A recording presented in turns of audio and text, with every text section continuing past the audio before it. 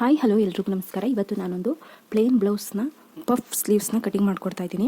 ಈ puff sleeves ಅಂದಾಗ ಯಾವ ಥರ ನಾವು ನಾರ್ಮಲ್ ಸ್ಲೀವ್ಸ್ನ ತೊಗೋತೀವಿ ಸೇಮ್ ಅದ್ರ ಮೇಲೆ ಎಕ್ಸ್ಟ್ರಾ 3 ಇಂಚಸ್ ಇರ್ಬೋದು, 4 ಇಂಚ್, 5 ಇಂಚ್ ಎನಿ ಎಕ್ಸ್ಟ್ರಾ ನಮಗೆ ಎಷ್ಟು ಪಫ್ ಬೇಕೋ ಅದಷ್ಟು ತೊಗೊಂಡು ನಾನು ಯಾವ ಥರ ಕಟಿಂಗ್ ಮಾಡ್ಕೊಳ್ಳೋದು ಅಂತ ಇವತ್ತಿನ ಒಂದು ವಿಡಿಯೋದಲ್ಲಿ ತಿಳಿಸ್ಕೊಡ್ತೀನಿ. ಅಂದರೆ ನಾರ್ಮಲ್ ಬ್ಲೌಸ್ ಸ್ಲೀವ್ಸಿಂದ ನಾವು ತಗೊಂಡು ಮತ್ತೆ ಪಫ್ ಸ್ಲೀವ್ಸ್ನ ಯಾವ ಥರ ಕಟಿಂಗ್ ಮಾಡ್ಕೋಬೇಕು ಅಂತ. ಸೊ ಈ ವಿಡಿಯೋ ನೋಡೋದಕ್ಕಿಂತ ಮೊದಲು ಇನ್ನೂ ಯಾರು ಚಾನಲ್ ಸಬ್ಸ್ಕ್ರೈಬ್ ಮಾಡ್ಕೊಂಡಿಲ್ಲ ತಪ್ಪದೆ ಸಬ್ಸ್ಕ್ರೈಬ್ ಮಾಡ್ಕೊಳ್ಳಿ, ಹಾಗೆ ಪಕ್ಕದಲ್ಲಿ ಕಾಣೋ ಬೆಲ್ ಬಟನ್ನ ಕ್ಲಿಕ್ ಮಾಡಿ. ಸೊ ಈಗ ನಾನು ಇಲ್ಲಿ ಸ್ಲೀವ್ಸ್ನ ಕಟಿಂಗ್ ಮಾಡಿಕೊಡ್ಲಿಕ್ಕೆ ಡಬಲ್ ಫೋಲ್ಡಲ್ಲಿ ಬಟ್ಟೆನ ಹಾಕ್ಕೊಂಡಿದ್ದೀನಿ. ಇದು ಒಂದು ಕಾಟನ್ ಬಟ್ಟೆ, ಅಂದರೆ ಕಾಟನ್ ಲೈನಿಂಗ್ ಪೀಸಸ್ಸು ನೋಡಿ. ಈ ಥರ ಡಬಲ್ ಫೋಲ್ಡು ವಿತ್ ಇಲ್ಲೊಂದು ಜಾಯಿಂಟಿಂಗ್ ಫೋಲ್ಡ್ ಇದೆ. ಒಟ್ಟು 4 ಫೋಲ್ಡ್ ಆಗಿ ನಾನಿಲ್ಲಿ ಬಟ್ಟೆನ ಹಾಕ್ಕೊಂಡಿದ್ದೀನಿ. ಬಟ್ಟೆ ಹಾಕ್ಕೊಂಡು ಫಸ್ಟಿಗೆ ನಾವು ಬ್ಲೌಸ್ನ ಲೆಂತ್ನ ತೊಗೋಬೇಕು. ಸ್ಲೀವ್ಸ್ನ ಲೆಂತ್ ತೊಗೊಳ್ಳೋದಕ್ಕಿಂತ ಮೊದಲು ಇಲ್ಲಿ ನಮಗೆ ಈಕ್ವಲ್ ಆಗಿದೆಯಾ ಅಂತ ನೋಡ್ಕೋಬೇಕು. ಅಂದರೆ ಈ ಒಂದು ಪೋರ್ಷನ್ ಈಕ್ವಲ್ ಆಗಿದ್ದರೆ ನಮಗೆ ಸ್ಲೀವ್ಸ್ ಕಟಿಂಗ್ ಮಾಡುವಾಗ ಯಾವುದೇ ರೀತಿಯ ತೊಂದರೆ ಆಗೋದಿಲ್ಲ. ನಾನಿಲ್ಲಿ ಎಡ್ಜಸ್ನ ತೊಗೊಂಡಿದ್ದೀನಿ ನೋಡಿ, ಈ ಥರ ಎಡ್ಜಸ್ ತೊಗೊಂಡಿರೋದ್ರಿಂದ ಈಕ್ವಾಲಿಟಿ ಅನ್ನೋದು ಕರೆಕ್ಟಾಗಿ ಬರುತ್ತೆ. ಮತ್ತು ಪಫ್ ಸ್ಲೀವ್ಸ್ಗೆ ಏನಿದೆ ಜಸ್ಟ್ ನಾವು 1/2 ಇಂಚ್ನ ಎಕ್ಸ್ಟ್ರಾ ತೊಗೊಂಡ್ರೆ ಸಾಕು. ಲೈನಿಂಗ್ ಬ್ಲೌಸ್ನ ಸ್ಲೀವ್ಸ್ ಎಲ್ಲ ಕಟ್ ಮಾಡುವಾಗ ನಾವು 1 ಇಂಚ್ನ ಎಕ್ಸ್ಟ್ರಾ ತೊಗೋತಿದ್ವಿ. ಬಟ್ ಈ ಥರ ಪಫ್ ಸ್ಲೀವ್ಸ್ನ ಕಟ್ ಮಾಡುವಾಗ 1/2 ಇಂಚ್ ಅಷ್ಟು ಎಕ್ಸ್ಟ್ರಾ ತೊಗೊಂಡ್ರೆ ಸಾಕಾಗುತ್ತೆ. ಸೊ ಮೊದಲಿಗೆ ಬಂದು ನಾನಿಲ್ಲಿ ಸ್ಲೀವ್ಸ್ನ ಲೆಂತ್ ತೊಗೋತಾ ಇದ್ದೀನಿ. ಸ್ಲೀವ್ಸ್ನ ಲೆಂತ್ ಬಂದು 10 ಇಂಚಸ್. 10 ಇಂಚ್ಗೆ ನಾನು ಅರ್ಧ ಇಂಚ್ನ ಆ್ಯಡ್ ಮಾಡಿ 10.5 ಇಂಚಸ್ ತಗೋತಾ ಇದ್ದೀನಿ.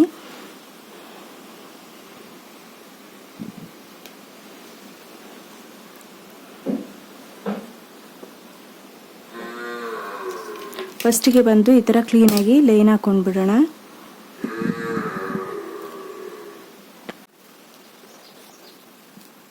ಈಗ ಸ್ಲೀವ್ಸ್ನ ಲೆಂತ್ ರೆಡಿ ಆಯಿತು. ಸ್ಲೀವ್ಸ್ನ ಲೆಂತ್ ರೆಡಿ ಆದಮೇಲೆ ಸ್ಲೀವ್ಸ್ನ ಲೂಸ್ನ ತೊಗೋಬೇಕು. ನಾನಿಲ್ಲಿ ಅವ್ರದ್ದು ಏನು ಮೆಷರ್ಮೆಂಟ್ ಕೊಟ್ಟಿದ್ದಾರೆ ಅದನ್ನು ನಾನಿಲ್ಲಿ ಒಂದು ನೋಟ್ ಮಾಡ್ಕೊಂಡಿದ್ದೀನಿ. ಅಂದರೆ ಇದು ಬಂದು ಬಾಡಿ ಮೆಷರ್ಮೆಂಟು, ಇದ್ರ ಮೇಲೆ ನಾನು ಕಟ್ ಮಾಡ್ತಾ ಇರೋದು. ಸೊ ಅವ್ರಿಗೆ ಆ ಸ್ಲೀವ್ಸ್ನ ಲೂಸ್ ಬಂದು 5.25 ಇಂಚ್ ಬರ್ತಾ ಇದೆ. ಸೊ ಇಲ್ಲಿ ನಾನು 5.25 ಇಂಚ್ಗೆ ಒಂದು ಮಾರ್ಕ್ ಮಾಡಿಕೊಂಡು ಎಕ್ಸ್ಟ್ರಾ 2 ಇಂಚಸ್ಗೆ ಒಂದು ಮಾರ್ಕ್ ಮಾಡ್ಕೊತಾ ಇದ್ದೀನಿ. ಸೊ ಇದಿಷ್ಟು ಆದಮೇಲೆ ಇವಾಗ ನಾವು ಸ್ಲೀವ್ಸ್ನ ಡೌನಿಂಗ್ ತೊಗೋಬೇಕು.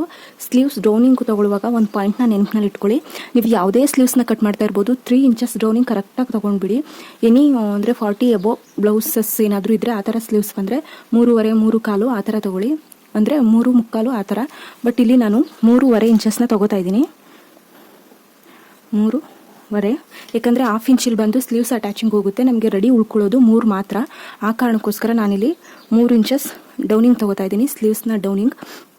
ಇವಾಗ ಹಾರ್ಮೋಲ್ ಡೌನಿಂಗ್ನ ನಾವು ತೊಗೋಬೇಕು. ಹಾರ್ಮೋಲ್ ಡೌನಿಂಗ್ ಹೇಗಪ್ಪ ತೊಗೊಳ್ಳೋದು ಅಂತಂದರೆ ಬ್ಲೌಸ್ನ ಬ್ಯಾಕ್ ಸೈಡ್, ಫಾರ್ ಎಕ್ಸಾಂಪಲ್ ನಾನಿಲ್ಲಿ ಬಾಡಿ ಮೆಷರ್ಮೆಂಟ್ ತೊಗೊಂಡಿರೋದ್ರಿಂದ ಬೇರೆ ಒಂದು ಬ್ಲೌಸ್ನಿಂದ ನಾನು ಹಾರ್ಮೋಲ್ ಡೌನಿಂಗ್ ಹೇಗೆ ತೊಗೋಬೇಕು, ಹಾರ್ಮೋಲ್ ಲೂಸ್ನ ಹೇಗೆ ತೊಗೋಬೇಕು ಅಂತ ತಿಳಿಸ್ಕೊಡ್ತೀನಿ. ಸೊ ಈ ಥರದ್ದು ಯಾವುದಾದ್ರೂ ಒಂದು ಬ್ಲೌಸ್ ತೊಗೊಂಡು ಎಕ್ಸಾಂಪಲ್ ನಾನು ತೋರಿಸ್ತಾ ಇರೋದು. ಇಲ್ಲಿ ಬ್ಯಾಕ್ ಪಾರ್ಟ್ಗೆ ಬ್ಲೌಸ್ನ ಇಟ್ಕೊಂಡು ಬ್ಯಾಕ್ ಶೋಲ್ಡರಿಂದ ಇಲ್ಲಿ ಕಂಕ್ಳಿನ ಭಾಗ ಏನಿದೆ ಇಲ್ಲಿ ತನಕ ಈ ಥರ ಎಳೆದಿಟ್ಕೊಳ್ಳಿ. ಇದು ಬಂದು 7.25 ಇಂಚ್ ಬರ್ತಾ ಇದೆ. ಬಟ್ ನಾನು ಮೆಷರ್ಮೆಂಟ್ ತೊಗೊಂಡಿರೋರ ಹತ್ರ ಅದು 8 ಇಂಚಸ್ ಬರ್ತಾ ಇತ್ತು ಹಾರ್ಮೋಲ್ ಲೂಸು. ಸೊ ಹಾಗಾಗಿ ಇಲ್ಲಿಂದ ನಾವು ಈ ಡೌನಿಂಗ್ ಎಲ್ಲಿದೆ ಇಲ್ಲಿ ತನಕ ನಾವು 8 ಇಂಚ್ಗೆ ಕರೆಕ್ಟಾಗಿ ಮಾರ್ಕ್ ಮಾಡ್ಕೋತಾ ಇದ್ದೀನಿ. ಹಾಗೆ ಎಕ್ಸ್ಟ್ರಾ 2 ಇಂಚಸ್. ಸೊ ಇವಾಗ ಈ ಆರ್ಮೋಲ್ ಡೌನು ಮತ್ತು ಲೂಸ್ ಎರಡನ್ನೂ ಮಾರ್ಕ್ ಮಾಡ್ಕೊಂಡಿದ್ದೀವಿ. ಅದಕ್ಕೆ ನಾವು ಈ ಥರ ಸ್ಕೇಲಲ್ಲಿ ಲೈನ್ ಹಾಕ್ಕೊಳ್ಳೋಣ.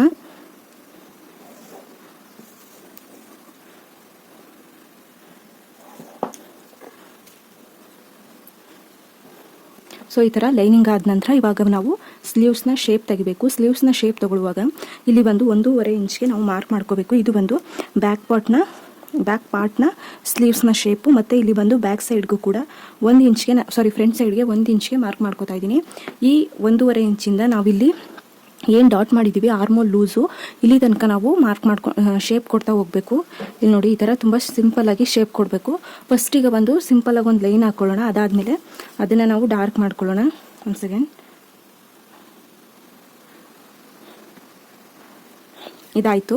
ಇದು ಬ್ಯಾಕ್ ಪಾರ್ಟ್ನ ಶೇಪು. ಇವಾಗ ನಾವು ಫ್ರಂಟ್ಗೆ ಇಲ್ಲಿ 1 ಇಂಚ್ ಏನು ತೊಗೊಂಡಿದ್ವಿ, ಇಲ್ಲಿಂದ ಇದಕ್ಕಿಂತ 1/2 ಇಂಚ್ ಅಂದರೆ ಇಲ್ಲಿ ನಾವು ಇಲ್ಲಿಂದ ಇಲ್ಲಿಗೆ 7 ಇಂಚ್ ಬರುತ್ತೆ. 7 ಇಂಚನ್ನ ಅರ್ಧ ಮಾಡ್ಕೋಬೇಕು.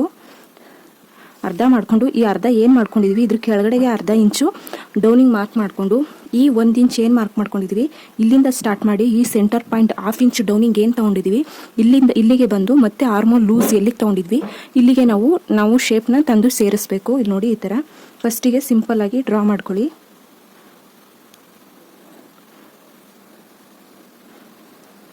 ಇಲ್ಲಿ ನೋಡಿ, ಇಷ್ಟೇ ಆಗೋಯ್ತು. ಇವಾಗ ಸ್ವಲ್ಪ ಡಾರ್ಕ್ ಆಗಿ ಮಾಡಿ ತೋರಿಸ್ತೀನಿ. ಇಷ್ಟೇ. ಸೊ ಇಲ್ಲೊಂದು ಎಕ್ಸ್ಟ್ರಾ ಲೈನ್ ಬಂದಿದೆಯಲ್ಲ, ಇದನ್ನು ತೊಗೊಳೋದಕ್ಕೆ ಹೋಗ್ಬಿಡಿ. ಅದು ಹೋಗ್ತಿಲ್ಲ, ಸ್ವಲ್ಪ ದಪ್ಪದಾಗ ಹಾಕೋಣ ಅಂತ ಮಾಡಿದೆ, ಅದು ಎಕ್ಸ್ಟ್ರಾ ಬಂತು.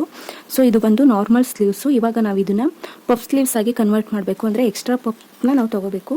ಎಕ್ಸ್ಟ್ರಾ ನಮ್ಗೆ ಎಷ್ಟು ಬೇಕೋ ಅದು ಮೇಲೆ ಡಿಪೆಂಡ್ ಆಗಿರುತ್ತೆ. ನಾನಿಲ್ಲಿ 3 ಇಂಚಸ್ ಎಕ್ಸ್ಟ್ರಾ ಪಫ್ ತೊಗೋತಾ ಇದ್ದೀನಿ. 3 ಇಂಚು. ಸೊ ಫಸ್ಟಿಗೆ 3 ಇಂಚು ಪಫ್ ಏನು ತೊಗೊಂಡಿದ್ದೀವಿ ಅದಕ್ಕೆ ಮಾರ್ಕ್ ಮಾಡ್ಕೊಳ್ಳೋಣ.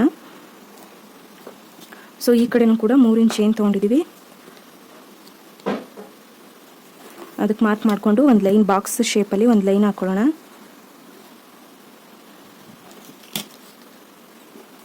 ಸೊ ಇದನ್ನು ಹಾಕೊಂಡಾದ್ಮೇಲೆ ಇವಾಗ ನೀವು ಕೇಳ್ಬೋದು, ಮೇಡಮ್ ಇಲ್ಲೇ ನೀವು ಫ್ರಂಟ್ ಶೇಪ್ನ ತೊಗೊಂಡ್ಬಿಟ್ರಿ ಅಂತ. ನಾನು ನಿಮಗೆ ನಾರ್ಮಲ್ ಬ್ಲೌಸ್ನ ತೋರಿಸ್ಲಿಕ್ಕೋಸ್ಕರ ಇಲ್ಲಿ ಫ್ರಂಟ್ ಶೇಪ್ನ ತೊಗೊಂಡೆ. ಬಟ್ ಇದು ಪರ್ಫೆಕ್ಟ್ ಶೇಪ್ ಅಲ್ಲ. ಇಲ್ಲಿ ನಾವು ಒಂದು ಶೇಪ್ ಕೊಡ್ತೀವಿ, ಅದು ಪರ್ಫೆಕ್ಟ್ ಆಗಿರುತ್ತೆ. ಇಲ್ಲಿ ನೋಡಿ, ಈ ಥರ ಒಂದು ಸಿಂಪಲ್ ಶೇಪ್ ಕೊಡ್ತಾ ಬರಬೇಕು. ಇಲ್ಲಿಂದ ಸ್ಟಾರ್ಟ್ ಮಾಡಿ ಈ ಎಡ್ಜಸ್ ಏನಿರುತ್ತೆ ಈ ಬಾಕ್ಸ್ ಎಡ್ಜಸ್ಗೆ ತಂದು ನಿಲ್ಲಿಸ್ಬೇಕು. ಅಲ್ಲಿಂದ ಇದು ಇವಾಗ ವರ್ಕ್ ಆಗುತ್ತೆ ಅಂತಂದರೆ ಇಲ್ಲಿಂದ ಇಲ್ಲಿಗೆ ಲೈನ್ ಬರುತ್ತೆ ಅಂತ. ಏನು ಮೇಡಮ್ ಅದೇ ವರ್ಕ್ ಆಗುತ್ತೆ ಅಂತಲ್ಲ, ನೋಡಿ ಇಷ್ಟೇ. ಸೊ ಇವಾಗ ಇಲ್ಲಿ ಶೇಪ್ ತೊಗೊಳೋದು ಹೇಗೆ ಅಂದರೆ, ಇಲ್ಲಿ ನಾನು ಆಲ್ರೆಡಿ ಫ್ರಂಟ್ ಶೇಪ್ ಕೊಟ್ಬಿಟ್ಟಿದ್ದೀನಿ, ನೀವು ಟೆನ್ಷನ್ ತೊಗೋಬೇಡಿ. ಇಲ್ಲಿಂದ ಶೇಪ್ ತೊಗೊಳ್ಳಿ. ಇಷ್ಟೇ. ಕಟಿಂಗ್ ಮಾಡುವಾಗ ನಾನು ತಿಳಿಸ್ಕೊಡ್ತೀನಿ. ಜಸ್ಟ್ ಇಲ್ಲೊಂದು ಶೇಪ್ ಬರುತ್ತೆ, ಇಷ್ಟೇ. ಇದಿಷ್ಟು ಶೇಪ್ನ ನೀವು ಕ್ಲೋಸ್ ಮಾಡ್ಕೋಬೇಕು. ನಾನಿಲ್ಲಿ ನಾರ್ಮಲ್ ಬ್ಲೌಸ್ ವಿತ್ ಪಫ್ ಎರಡೂ ತೋರಿಸ್ತಾ ಇರೋದ್ರಿಂದ ಯಾರಾದರೂ ನಾರ್ಮಲ್ ಬ್ಲೌಸ್ ಕಟಿಂಗ್ ಮಾಡ್ತಾ ಇದ್ರೆ ಇದನ್ನು ಬಿಟ್ಟು ಇದಿಷ್ಟನ್ನು ಮಾತ್ರ ತೊಗೊಳ್ಳಿ, ಆವಾಗ ನಿಮಗೆ ಈಸಿ ಆಗುತ್ತೆ. ನೀವು ಪಫ್ನ ಕಟ್ ಮಾಡ್ತಾ ಇದ್ರೆ ಇದನ್ನು ಆ್ಯಡ್ ಮಾಡ್ಕೊಳ್ಳಿ, ಅಷ್ಟೇ. ಇವಾಗ ನೋಡಿ, ಈ ಥರ ಶೇಪ್ ಕೊಟ್ಟಾಗಿದೆ. ಇವಾಗ ಕಟ್ ಮಾಡ್ಕೊಳ್ಳೋಣ. ತುಂಬ ಈಸಿ ಮೆಥಡ್ ಇದು, ಮತ್ತು ಇದು ಸಿಕ್ಕಾಪಟ್ಟೆ ಟ್ರೆಂಡ್ ಇದೆ ಇವಾಗ ಪಫ್ ಸ್ಲೀವ್ಸ್ ಎಲ್ಲ.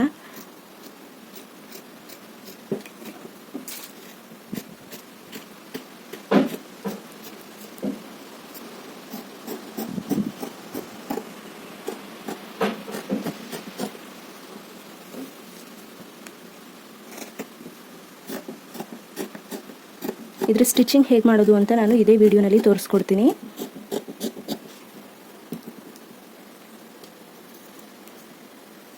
ಸೊ ಇಲ್ಲಿ ಲೂಸ್ ಏನು ಬರುತ್ತೆ ಆರ್ಮೋಲ್ ಲೂಸ್ ಸ್ಲೀವ್ಸ್ ಲೂಸು, ಇದಕ್ಕೊಂದು ನ್ಯಾಚ್ ಹಾಕೊಳ್ಳೋಣ. ಇಲ್ಲೂ ಕೂಡ ಆರ್ಮೋಲ್ ಲೂಸ್ ಏನು ಬರುತ್ತೆ ಇಲ್ಲೊಂದು ನ್ಯಾಚ್ ಹಾಕೊಳ್ಳೋಣ. ಹಾಗೆ ಪಫ್ನ ನಾವು ಎಲ್ಲಿಂದ ಎಲ್ಲಿ ತನಕ ಇಡಬೇಕು ಅನ್ನೋದಕ್ಕೆ ಇಲ್ಲೊಂದು ನ್ಯಾಚ್ ಹಾಕೊಳ್ಳೋಣ. ಈ ನ್ಯಾಚು ತುಂಬ ಇಂಪಾರ್ಟೆಂಟ್ ಆಗಿರುತ್ತೆ ನಾವು ಪಫ್ ಹಿಡಿಯೋದಕ್ಕೆ. ಇವಾಗ ಫ್ರಂಟ್ ಶೇಪ್ನ ತೊಗೋಬೇಕು. ನೋಡಿ, ಇಲ್ಲಿ ನ್ಯಾಚ್ ಏನು ಹಾಕಿದ್ದೀವಿ ಅಲ್ಲಿಂದ ಆರ್ಮೋಲ್ ಲೂಸ್ ತನಕ ನಾವು ಫ್ರಂಟ್ ಶೇಪ್ನ ತೊಗೋಬೇಕು. ಇಲ್ಲ ಆಲ್ರೆಡಿ ನಾನು ಮಾರ್ಕ್ ಮಾಡ್ಕೊಂಡಿದ್ದೀನಿ. ಸೊ ಇವಾಗ ಓಪನ್ ಮಾಡಿಕೊಂಡು ಇಲ್ಲಿ ಕ್ಲೀನಾಗಿ ಮತ್ತು ನಿಧಾನವಾಗಿ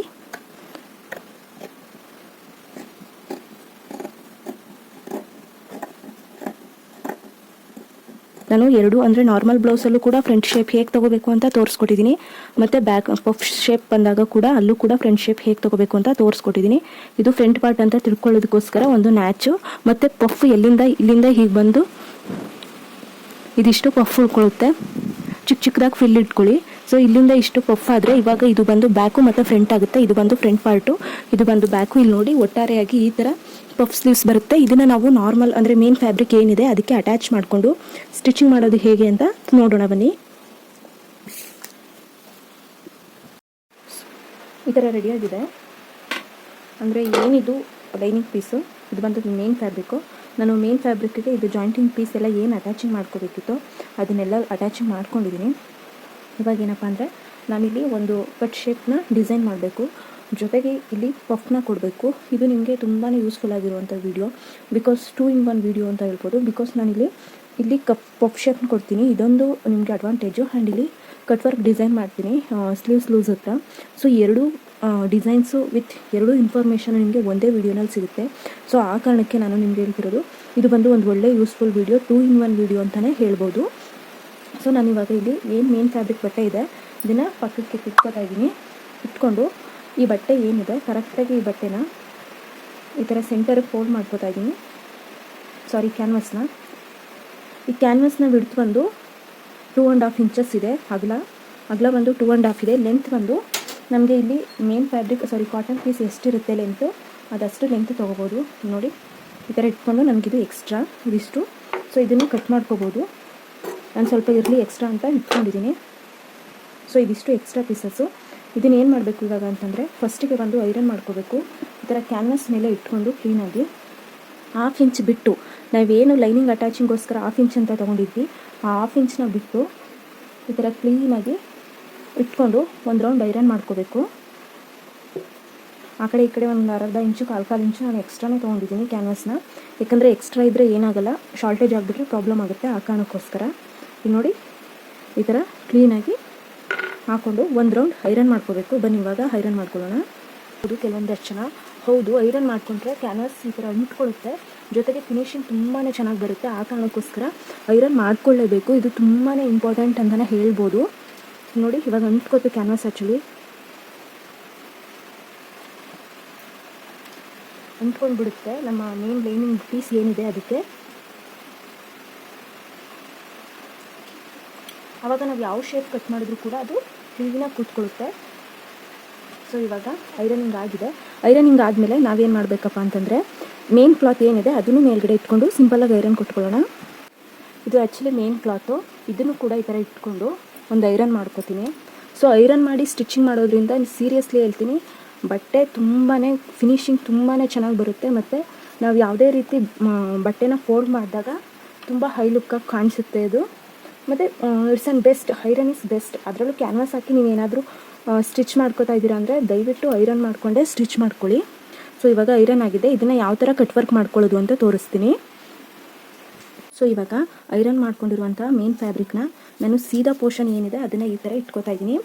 ಸೀದಾ ಪಾರ್ಟು ಇದು ಬಂದು ಉಲ್ಟಾ ಪಾರ್ಟು, ಇದು ಸ್ಟಿಚಸ್ ಆಗಿದೆ ನೋಡಿ, ಇದು ಉಲ್ಟಾ ಪಾರ್ಟು, ಇದು ಸೀದಾ. ಇದ್ರ ಮೇಲ್ಗಡೆ ನಾನು ಏನು canvas with lining pieces attach ಮಾಡ್ಕೊಂಡಿದ್ದೆ, ಐರನ್ ಮಾಡ್ಕೊಂಡಿದ್ದೆ, ಅದನ್ನು ಸೇಮ್ ಟು ಸೇಮ್ ಹೀಗೆ ಇಟ್ಕೋತಾ ಇದ್ದೀನಿ. ಹೀಗೆ ಇಟ್ಕೊಂಡು ಇದೆಲ್ಲ ಸೈಡ್ ಕಟ್ ಪೀಸಸ್, ಇದನ್ನು ಸ್ವಲ್ಪ ಕಟ್ ಮಾಡಿಬಿಡ್ತೀನಿ. ಇದೆಲ್ಲ ಎಕ್ಸ್ಟ್ರಾ ಪೀಸಸ್ನ, ಇದಿದ್ರೇ ಸ್ವಲ್ಪ ಪ್ರಾಬ್ಲಮ್.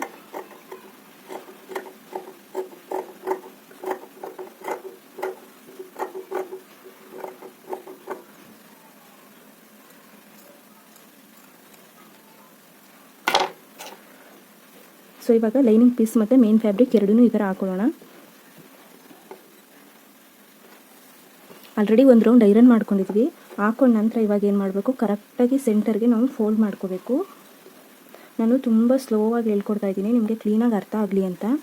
ಈ ಥರ ಕರೆಕ್ಟಾಗಿ ಎಂಡಿಂಗ್ಗೆ ಫೋಲ್ಡ್ ಮಾಡ್ಕೋಬೇಕು ಎರಡೂ ಪಾರ್ಟನ್ನ ಕೂಡ. ಎರಡೂ ನಮಗೆ ಕರೆಕ್ಟಾಗಿದೆಯಾ ಅಂತ ನೋಡ್ಕೊಳ್ಳಿ, ಲೈನಿಂಗ್ ಪೀಸು ಮತ್ತು ಮೇನ್ ಫ್ಯಾಬ್ರಿಕ್ ಎರಡೂ ಕೂಡ. ಇಲ್ಲ ಅಂತಂದರೆ ಕನ್ಫ್ಯೂಷನ್ ಆಗುತ್ತೆ. ಸೊ ಆ ಕಾರಣಕ್ಕೋಸ್ಕರ ಇಲ್ಲಿಗೆ ನಾವು ಫಸ್ಟಿಗೆ ಬಂದು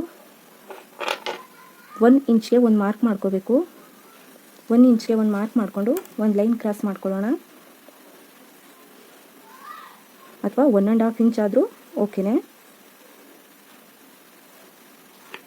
ಈ ಥರ ಒಂದು ಲೈನ್ ಕ್ರಾಸ್ ಮಾಡ್ಕೊಂಡಾದ ನಂತರ ಸೊ ಮಿಡ್ ಪಾಯಿಂಟ್ ಏನಿದೆ ಇಲ್ಲಿ ಅಂದರೆ ಸೆಂಟರ್ ಏನಿದೆ ಇಲ್ಲಿ ನಾವು ಜಸ್ಟ್ 1 ಇಂಚ್ಗೆ ಒಂದು ಮಾರ್ಕ್ ಮಾಡ್ಕೋಬೇಕು. ಈ 1 ಇಂಚನ್ನ ಬಿಟ್ಟು ಈ ಕಡೆ ಎಲ್ಲ 2 ಇಂಚಸ್ಗೆ ಮಾರ್ಕ್ ಮಾಡ್ಕೋತಾ ಬರಬೇಕು. ಇದಿಷ್ಟೇನು ಆಪ್ಷನಲ್ಲು, ಯಾಕಂದರೆ ನನಗೆ ಇಲ್ಲೇ ಒಂದು ಸ್ಲೀವ್ಸ್ ಲೂಸ್ ಇದೆ, ಬಟ್ ಆದರೂ ಒಂದು ಕಟ್ನ ನಾನು ಎಕ್ಸ್ಟ್ರಾ ತೊಗೊಂಡಿದ್ದೀನಿ. ಬಟ್ ಇಟ್ಸ್ ಓಕೆ, ನಾವು ಇಲ್ಲಿ ತನಕ ತೊಗೋತೀವಿ ಅಂದರೂ ಕೂಡ ತೊಗೋಬೋದು. ಸ್ವಲ್ಪ ಡಾರ್ಕ್ ಮಾಡ್ಕೋತಾ ಇದ್ದೀನಿ.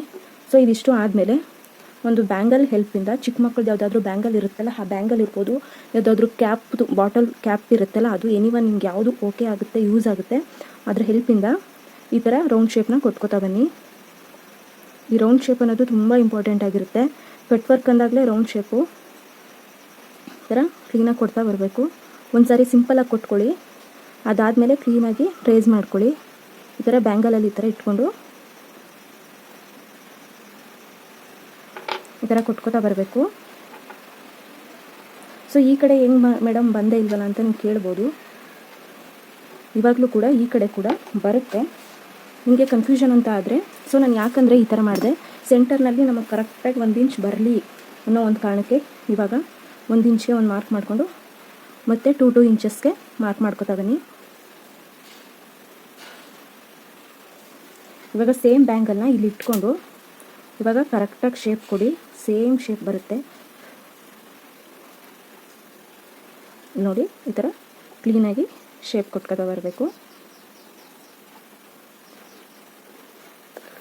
ತುಂಬ ಜನ ಏನು ಮಾಡ್ತಾರೆ, ಇಲ್ಲಿ 2 ಇಂಚಸ್ ಮಾರ್ಕ್ ಮಾಡಬೇಕು ಅಂದರೆ ನಾನು ಬೇರೆಯವ್ರು ಹೇಳ್ತಿಲ್ಲ, ಕನ್ಫ್ಯೂಷನ್ ನಿಮಗೆ ಕ್ರಿಯೇಟ್ ಮಾಡ್ತಾರೆ ಆ ಕಾರಣಕ್ಕೋಸ್ಕರ.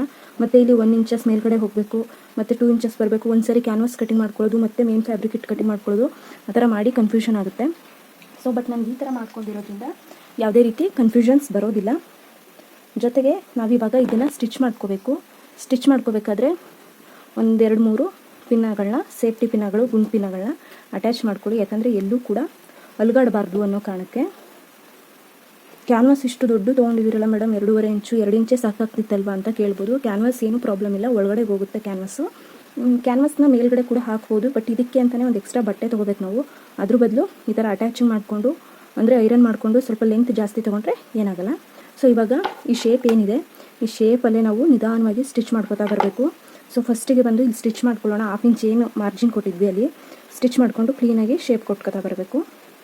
ಸೊ ಬನ್ನಿ ಸ್ಟಿಚ್ ಮಾಡೋದು ಹೇಗೆ ಅಂತಲೂ ತೋರಿಸ್ತೀನಿ.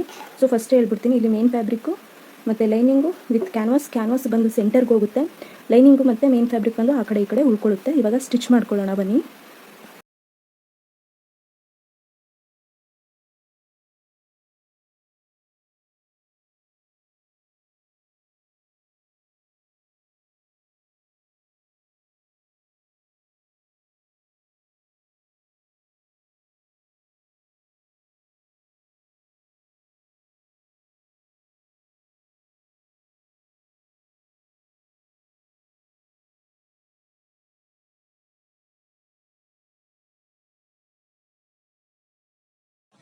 ಸ್ವಲ್ಪ ಸ್ಲೋ ಆಗಿ ಸ್ಟಿಚ್ ಮಾಡ್ಕೊಳ್ಳಿ. ಬಟ್ ನಾನಿಲ್ಲಿ ಸ್ವಲ್ಪ ಸ್ಪೀಡ್ ಮಾಡ್ಕೊಂಡಿದ್ದೀನಿ.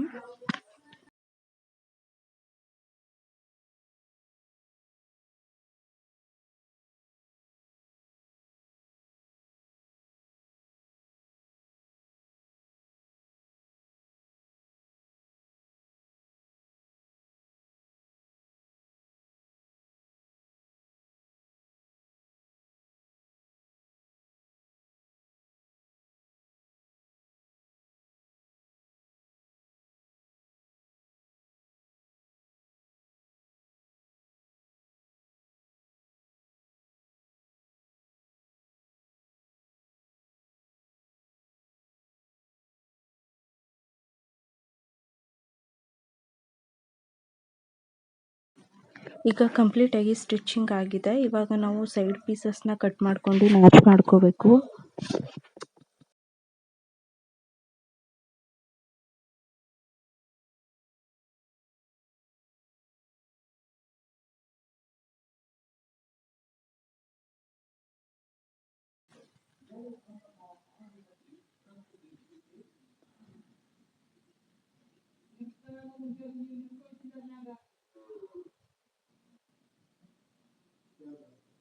ಇವಾಗ ಅದೇನಿದೆ ಅದನ್ನು ಕ್ಲೀನಾಗಿ ಉಲ್ಟಾ ಮಾಡ್ಕೋತಾ ಇದ್ದೀನಿ.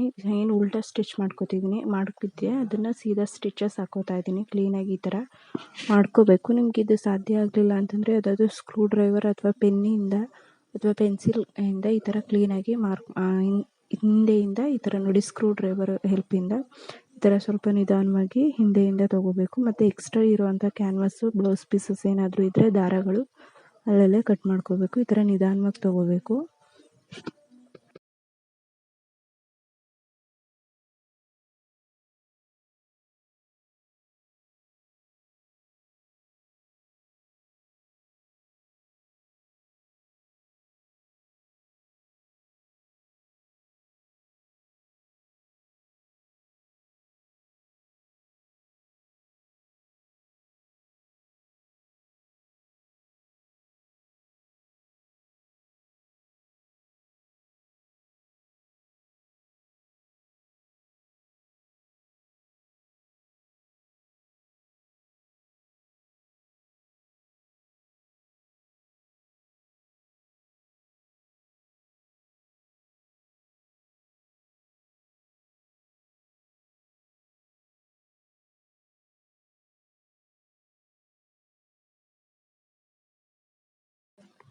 ತೊಗೊಂಡಾದ್ಮೇಲೆ ಮೇಲ್ಗಡೆ ಏನು ಟಾಪ್ ಸ್ಟಿಚ್ ಇದೆ ಟಾಪ್ ಸ್ಟಿಚ್ನ ಕ್ಲೀನಾಗಿ ಹಾಕೊಂಡಾಗ ಫಿನಿಶಿಂಗ್ ಕಂಪ್ಲೀಟ್ ಆಗುತ್ತೆ.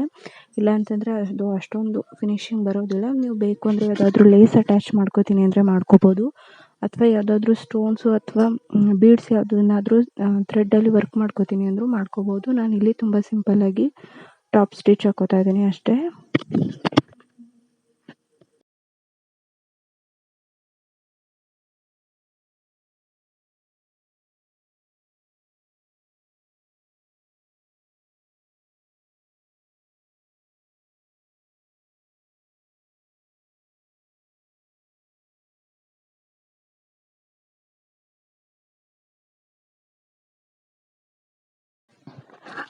ಒಳಗೆ ಅಟ್ಯಾಚ್ ಆಗಿರುವಂಥ ಬಟ್ಟೆ ಮತ್ತು ಕ್ಯಾನ್ವಾಸ್ನ ನಿಧಾನವಾಗಿ ತೊಗೊಂಡು ಕ್ಲೀನಾಗಿ ಮೇಲ್ಗಡೆ ಒಂದು ಟಾಪ್ ಸ್ಟಿಚ್ ಅಥವಾ ಕಿನ್ನರಿ ಸ್ಟಿಚಸ್ನ ಹಾಕೋತಾ ಬರಬೇಕು. ಇದೆಷ್ಟು ಕ್ಲೀನಾಗಿ ಹಾಕೋತೀವಿ ಅದಷ್ಟು ಇಂಪಾರ್ಟೆಂಟ್. ಇವಾಗ ನೋಡಿ ಕಂಪ್ಲೀಟ್ ಆಗಿದೆ. ಈ ಥರ ನೆರಿಗೆಗಳು ಕಾಣಿಸ್ಬೋದು, ಬಟ್ ನಾವು ಕ್ಲೀನಾಗಿ ಐರನ್ ಮಾಡ್ಕೋತು ಅಂದರೆ ಇದು ಯಾವುದೂ ಕಾಣಿಸೋದಿಲ್ಲ. ಈ ಥರದ್ದು ಸ್ಟಿಚಿಂಗ್ ಆದ ನಂತರ ಇವಾಗ ಏನು ಲೈನಿಂಗ್ ಪೀಸ್ ಮತ್ತು ಮೇನ್ ಫ್ಯಾಬ್ರಿಕ್ ಏನಿದೆ ಅದನ್ನು ಕ್ಲೀನಾಗಿ ಅಟ್ಯಾಚ್ ಮಾಡ್ಕೋಬೇಕು. ಹಾಗೆ ಈ ಒಂದು ನಿಜವಾಗ್ಲೂ ಹೇಳಬೇಕು ಅಂದರೆ ಇದು 2-in-1 ವಿಡಿಯೋ.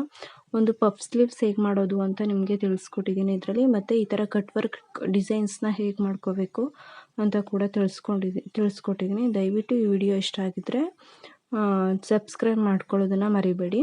ಸೊ ಇವಾಗ ನಾನು ಎರಡೂ ಲೈನಿಂಗ್ ಪೀಸ್ ಮತ್ತು ಮೇನ್ ಫ್ಯಾಬ್ರಿಕ್ ಏನಿದೆ ಅದನ್ನು ಕ್ಲೀನಾಗಿ ಅಟ್ಯಾಚ್ ಮಾಡ್ಕೋತಾ ಇದ್ದೀನಿ. ಅಟ್ಯಾಚ್ ಮಾಡ್ಕೊಂಡಾದ ನಂತರ ಎಕ್ಸ್ಟ್ರಾ ಪೀಸಸ್ ಏನಿದೆ, ಯಾಕಂದರೆ ನಾವು ಮೇನ್ ಫ್ಯಾಬ್ರಿಕ್ ಏನಿರುತ್ತೆ ಅದನ್ನು ಸ್ವಲ್ಪ ಎಕ್ಸ್ಟ್ರಾನೇ ತೊಗೊಂಡಿರ್ತೀವಿ. ಇವಾಗ ಸ್ಟಿಚಿಂಗ್ ಎಲ್ಲ ಆದಮೇಲೆ ಅದನ್ನು ಕಟ್ ಮಾಡ್ಕೊಂಡ್ರೆ ಆಯಿತು. ನೀವು ಕೂಡ ತೊಗೋಬೇಕಾದ್ರೆ ಮೇನ್ ಫ್ಯಾಬ್ರಿಕ್ನ ಸ್ವಲ್ಪ ಎಕ್ಸ್ಟ್ರಾನೇ ತೊಗೊಳ್ಳಿ.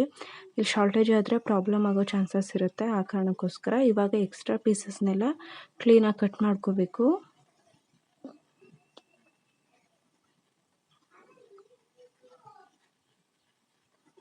ಇದರ ಬ್ಯಾಕ್ ನೆಕ್ ಡಿಸೈನ್ ಕೂಡ ನಾನು ಮುಂದಿನ ವಿಡಿಯೋದಲ್ಲಿ ಅಪ್ಲೋಡ್ ಮಾಡ್ತೀನಿ.